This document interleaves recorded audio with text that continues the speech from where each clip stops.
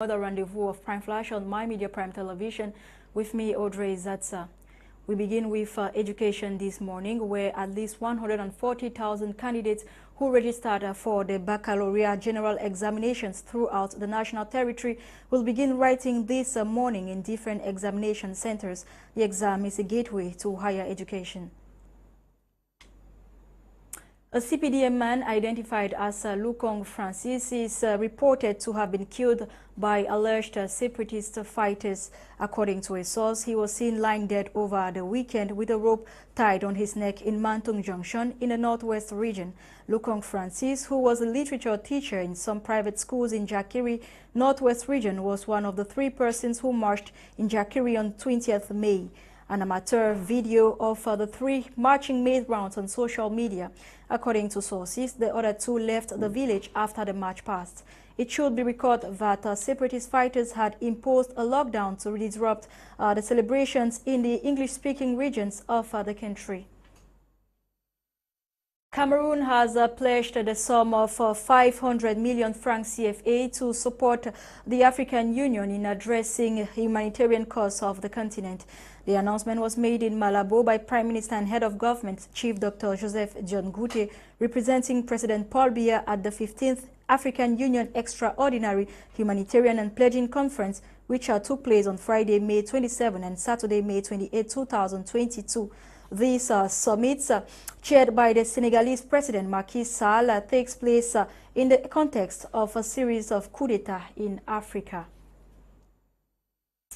2 persons have died in a road accident near Abong Bang. The victims of the accident, which occurred recently in the locality of Bodomo, not far from Abong Bang on the National Road number 10, were passengers of a container which ended up in a ravine. Only the motor boy escaped unharmed, according to elements of the gendarmerie in the area, who were on the scene on Saturday to assess the situation. Speeding would be the main cause of the accidents, which comes after the one in Tung on May 18, which 7 people died.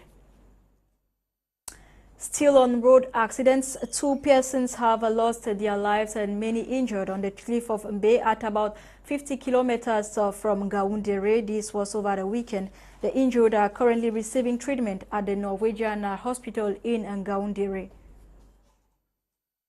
Expropriation of land in Dikolo, Bali. The governor of the littoral region, Samuel Dieudonné Ivaha Diboa, has ordered for works to be halted in this neighborhood and has set up an ad hoc committee which will be responsible for revisiting the site where works had begun and to identify victims of collateral damage, among others. He was speaking on Saturday, May 28, during a meeting with the Douala people to seek solutions to the land issues. The ad hoc committee has 1 month to submit its report, which will be forwarded to the hierarchy. Some 6 alleged bandits have been transferred to the Bertois military court for trial.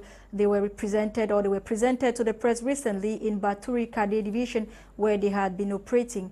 They are accused of assassinating gold collectors and stealing huge sums of money from road users. The commander of the Baturi Gendarmerie Brigade said he used several tricks to catch them. In sports, Indomitable Lions head coach Rigobert Song Bahana has unleashed the 25-man squad list for the FIFA matches. This was over the weekend, as Mwanze Njoyogo tells us.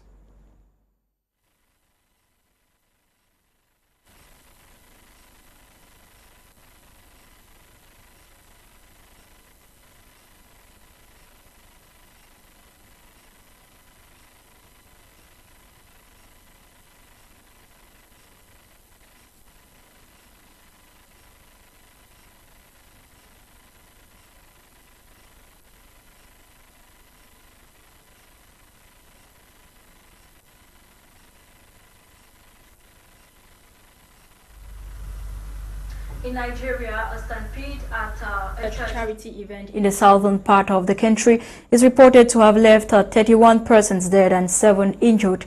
The incident occurred Saturday, May 28 at the event organized by the King's Assembly Pentecostal Church as people came to the church's annual Shop for Free charity program. According to a police spokesperson, Grace Iringe Koko, Saturday's church charity program was supposed to begin at 9 a.m. but dozens arrived as early as 5 a.m. to secure their place in line when the lockdown gate was broken open, creating a stampede.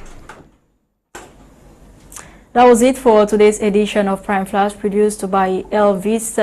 Thanks for watching, faithful viewers. You have many stories in our 6:30 p.m. Prime News with Fon Quinta. Let's take the rendezvous for tomorrow, 9:30 a.m. Meanwhile, stay glued on more programs on the African Eye. Bye.